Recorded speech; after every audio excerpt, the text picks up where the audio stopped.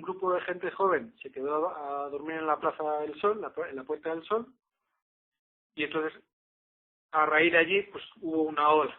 Y entonces un montón de gente que no eran los de siempre, ¿sabes? Que no era gente que estaban ya, que no eran ecologistas, que eran gente normal y corriente, pero que de repente se vio identificada con lo que estaba reivindicando. Originalmente estaba reivindicando pues acabar con la corrupción, acabar con tener una democracia más representativa, tener auténtica separación de poderes y tener una democracia más directa, ¿no? O sea, o más participativa, ¿no? Digamos, hay unas reivindicaciones muy democráticas al principio, ¿no? Digamos, las reivindicaciones originales de democracia real ya eran unas reivindicaciones muy amplias que podían ser acogidas por la gran parte de la población. Al igual que lo del no a la guerra, ¿no? El no a la guerra en España tuvo muchísimo éxito porque era una reivindicación muy ética, muy fácil de acoger por el 80% de la sociedad. Entonces, en este caso, esta ola fue iniciada por todo esto, ¿no?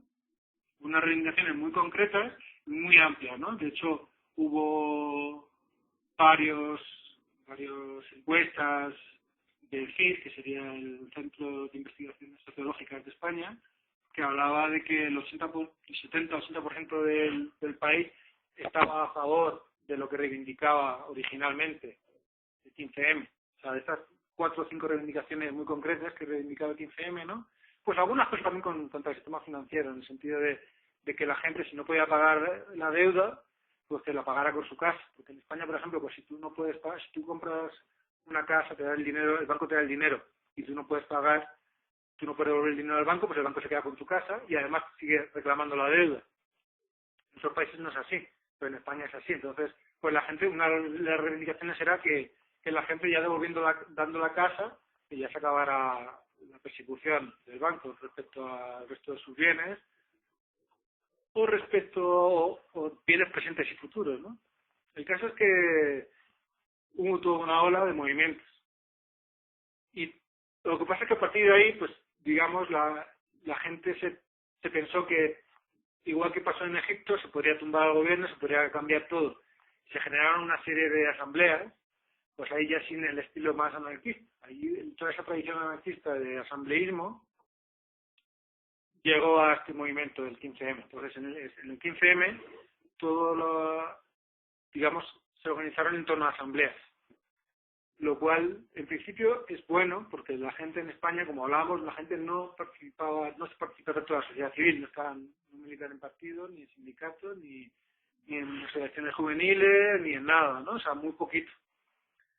Entonces, digamos, todo esto de las asambleas es como una escuela de formación política, de alguna manera, ¿no? El poder hablar en público, el escuchar, el cómo tomar decisiones, todo eso es algo necesario. Pero, digamos, bueno, y eso tuvo un boom y prácticamente cada ciudad de más de 30.000 habitantes tenía su asamblea. Y las ciudades, por ejemplo, de Murcia, que es una ciudad de 450.000 habitantes, pues teníamos como 10 asambleas en toda la ciudad. Era una cosa muy grande. Pero, pues una de las deficiencias, ¿no?, del sistema de organización anarquista es que requiere de mucho tiempo. O sea, no haber una estructura muy definida, pues había el problema de reinventar constantemente la rueda, ¿no? Entonces llegaba alguien nuevo a la asamblea y volvía a replantear cosas que ya se habían hablado en asambleas anteriores. Con lo cual, al final lo que pasó es que la gente se fue desgastando y fue participando menos. Se calcula que durante el primer mes, del 15 de mayo al 15 de junio, habrían participado como 6 millones de personas, algo así como el 12% de la población, entre manifestaciones, asambleas, movilizaciones de distinto tipo, como muchísima gente. Bueno, no sé si hay millones, pero pues, muchísimos millones de personas, ¿no? Un porcentaje muy amplio de la población. Que de alguna manera pero toda esa gente poco a poco, pues a lo mejor ¿cómo diría? La ola ha ido bajando. La ola ha bajado completamente porque no se ha sabido mantener a esa gente, no se ha sabido organizar a esa gente. Digamos, la asamblea requería un grado de movilización muy alto y entonces al final los que participaban, la asamblea tomaba decisiones en base a los que hubiera allí, y entonces no era una democracia representativa, era una democracia directa. Entonces, digamos, solamente los que estaban en la asamblea decidían las cosas. Y quienes estaban en la asamblea eran los que estaban más movilizados, más ideologizados, ¿no? Digamos, solamente al principio era muchísima gente, pero poco a poco cada vez menos gente, y cada vez gente, pues más, las que tenían las ideas más claras. Entonces, ya no representaban tanto al común, sino como a ellos mismos. Entonces, de alguna manera, empezaron a tener muchísimas más reivindicaciones que no eran ya compartidas por el 80% de la sociedad. Entonces, digamos que se perdió un poco el foco. Y ya no se puede decir que ya si se hiciera una segunda encuesta con todas las propuestas que tiene el 15M, pues ya no tendría un apoyo del 80% de la sociedad, tendría un apoyo otra vez del 20% de la sociedad, que sería el 20% más a un extremo del espectro ideológico. Pero digamos ya no era como lo de la guerra de Irak, como el origen de una democracia más clara, más transparente, menos corrupta. Entonces, pues, precisamente por el sistema, ¿no? En una asamblea solamente participan los que están allí. Y al final, cuando las asambleas tienen todas las semanas asamblea, y además de manifestaciones, y además de cosas, pues al final la gente dejó de ir participando y se fue radicalizando la asamblea. No es que sea malo que las ideas sean radicales, simplemente pues que ya no eran compartidas por el resto de la sociedad. Entonces, pues eso es lo que ha pasado. No se han conseguido grandes cosas hasta ahora, debido a que ya no están tan compartidas por el resto de la sociedad. Digamos, ya no ha habido manifestaciones tan grandes, porque ya no son tan compartidas, ¿no? Y digamos, hay cientos de reivindicaciones separadas. No sé cómo expresar eso. La cuestión es que España sigue muy activa políticamente. Digamos, a raíz del 15M ha cambiado mucho la agenda. El efecto que ha tenido el 15M es que ha cambiado mucho la agenda. Por ejemplo, en las televisiones se habla mucho más de política que antes. Digamos, la gente está mucho más politizada. O sea, digamos, el umbral de politización de la sociedad española ha subido 1 o 2 peldaños. No, y bueno, y quizá pues, es una ola que fue y quizá volverá otra ola más organizada, pero hoy por hoy, por ejemplo, el 15M al principio no quería saber nada de elecciones. Entonces, la gente que reclamaba que se organizara la gente para intervenir en las elecciones, que hubiera que el movimiento de alguna manera formara un partido político para canalizar esos votos, para cambiar las cosas por la vía institucional, pues eran muy atacadas, ¿no? Digamos, la asamblea en general tenía un cariz muy anarquista, entonces muy antipolítico, muy antipartidos políticos, y entonces ni siquiera querían formar su propio partido político, lo cual hubiera sido, en mi opinión, bastante interesante, ¿no? El crear un partido político al estilo de los primeros partidos ecologistas alemanes en sus orígenes, ¿no? Donde los líderes del partido eran renovados obligatoriamente y donde eran revocables, ¿no? Donde se podría revocar al líder del partido en un momento dado, ¿no? Eso ha ido cambiando los partidos ecologistas, pero se podría haber empezado un partido político con esa intención, ¿no? Con unas primarias abiertas y donde como dicen los zapatistas, ¿no? Donde se mande obedeciendo. Bueno, eso no se hizo. No se hizo y de alguna manera las asambleas se han ido diluyendo. Y han quedado cosas, el 15 han quedado algunas cosas, por ejemplo,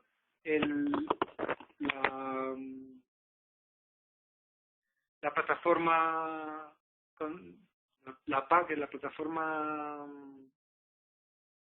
de acción contra de afectados por la hipoteca, plataforma afectados por la hipoteca, es un movimiento, es una asociación realmente, es como un movimiento organizado al estilo de movimientos sociales que empezó antes del 15M, fue de estos movimientos que surgieron antes del 15M, pero con el 15M tomó muchísima fuerza y muchísima gente del 15M apoyó esa plataforma, que básicamente lo que hacen es reclamar, proteger a los que van a ser desahuciados de su casa, porque no pueden pagar la deuda con el banco, pues cuando va a ir la policía con el secretario judicial para echarlo de su casa, pues eso tiene una fecha, ¿no? Se les llega una carta, es decir, el 15 de septiembre va a presentarse el secretario judicial, ¿no?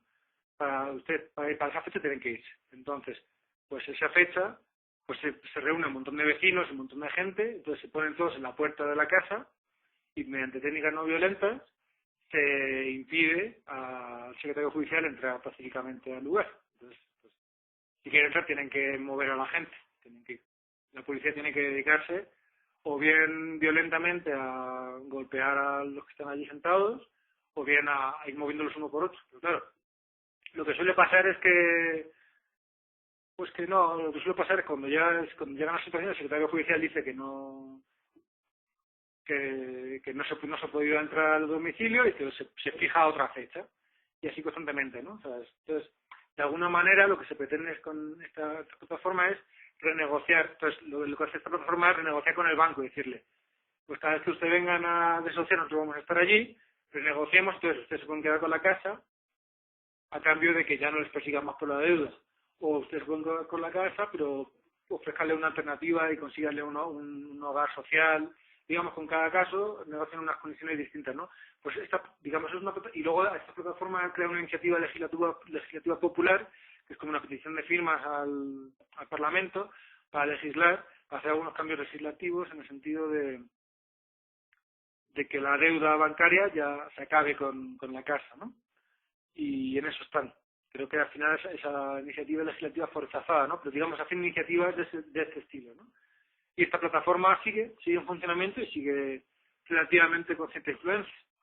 Pero, por ejemplo, es una plataforma que tiene su secretario, tiene su portavoz, tiene una estructura, lo que diremos un poquito más tradicional, ¿no? De una selección tradicional, con su mínima estructura, ¿no? Pues es democrática, porque al fin y al cabo sus asociados son los que deciden sobre la plataforma, pues tiene cierta estructura que, por ejemplo, las asambleas de 15M no estaban dispuestos a tener. No querían tener portavoces oficiales, ni querían tener digamos, una estructura muy clara, ¿no? O sea, digamos, era un poco rechazar las estructuras y rechazar descripciones claras de objetivos, de estrategia, todo eso estaba rechazado, ¿no? O sea, no se querían formular unos objetivos y una estrategia, con lo cual, pues, no era muy efectiva. Pero muchas organizaciones surgidas al calor del 15M ahí continúan y con cierta fuerza, ¿no? Y hay un montón de reivindicaciones distintas que van a ir funcionando. Y ahora últimamente con las elecciones europeas, ahora a la vez que hubo aquí las elecciones presidenciales, la primera ronda, pues en España y en Europa hubo las elecciones europeas, al Parlamento Europeo, justo el mismo día. Y en España, por ejemplo, ha habido varios partidos nuevos que han surgido. Está el partido... Para las elecciones generales en España, el sistema premia a los partidos mayoritarios. El Partido Socialista y el Partido Popular tienen una sobrerepresentación parlamentaria solamente por el hecho de ser partidos más votados. En el caso de las elecciones europeas, el sistema es proporcional bastante puro, de manera que los votos y los diputados que se consiguen, el porcentaje suele ser muy similar, con lo cual hay muchos partidos pequeños que pueden surgir con oportunidades. En este caso, han surgido varios partidos al calor del 15M. Por ejemplo, aunque el 15M no quería formar ningún partido político, pues había varias corrientes del 15M que sí que querían formarlos. Y aunque eso no se ha conseguido cierta unidad en ese sentido, por ejemplo, hay un partido que se llama Podemos, que es un partido que de alguna manera toma muchas de las reivindicaciones del 15M, algunas de ellas, y las ha hecho propias, y tiene una estructura muy democrática, muy participativa, y pues tiene el líder del partido, es una persona que habla mucho en televisión, entonces pues es una persona que no está conectada con los partidos tradicionales. Sí. ¿Cómo es los nombres de los líderes que más se visibilizan frente a la crisis y frente al nacimiento del 15M y cómo se han empoderado de eso? El 15M ha sido un movimiento que no quería líderes, entonces no hay líderes claros. El más nombrado. Es que no es como el movimiento como el movimiento del no a la guerra o los movimientos sociales nuevos surgen sin líderes y no quieren líderes. Entonces, pues eso es la característica del 15M, es un movimiento que no quería líderes. Entonces, cada vez que alguien surge un poco como líder, todo el mundo le daba la espalda. sea, no se creían líderes. Pero, pues gente más nombrada, pues por ejemplo hubo una portavoz de la plataforma de afectados por la hipoteca, Ada Colau, que era muy conocida, pero ella no se hacía llamar líder del 15M, ella era líder ella era portavoz de la plataforma de afectados por la hipoteca. Luego, por ejemplo, hubo en Izquierda Unida, que es un partido de izquierda, o sea, es una coalición de izquierda, donde hay distintos partidos de izquierda, ¿no? Desde ecologistas al Partido Comunista, están todos en una coalición que se llama Izquierda Unida. Entonces, en este partido, un chico joven se llama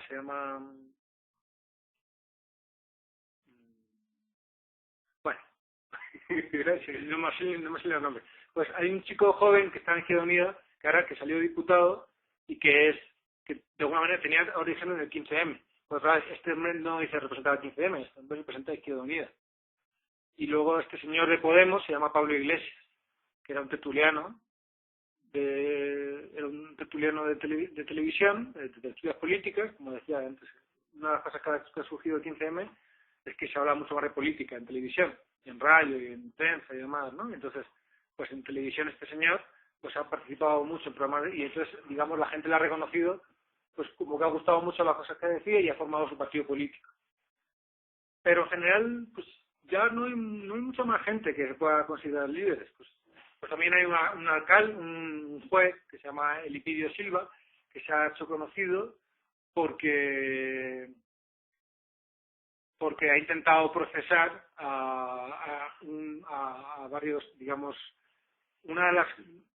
la crisis financiera ha tenido buena parte de complicidad con el sistema político, ¿no? Con partidos políticos. Entonces, este juez se ha dedicado a indagar estas complicidades y algunos casos de corrupción en un gran banco que había en España, ¿no? El Caja Madrid.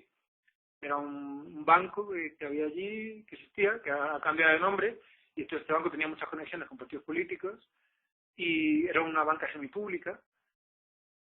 Y entonces, pues, este juez se ha dedicado a indagar sobre estas conexiones y estas corruptelas, y entonces le han apartado del caso y le tienen, creo que tiene como problemas judiciales este juez, ¿no? Han ido a por él, ¿no? Entonces este juez ha montado también un partido político, pero no ha tenido éxito en las elecciones europeas. Pero ha sido conocido también por eso. Pero no es un líder tampoco del movimiento, simplemente ha sido conocido como haber intentado cambiar las cosas y no haber conseguido tampoco haber sido castigado, ¿no? Por el poder. Y frente a la oposición, digamos, a la oposición del 15M, ¿quién es la cabeza más visible que esté atacando todos los procesos del 15M y las personas que hacen parte de eso? Bueno, el 15M surgió el 15 de mayo del 2012, del 2010, 15 de mayo del 2010.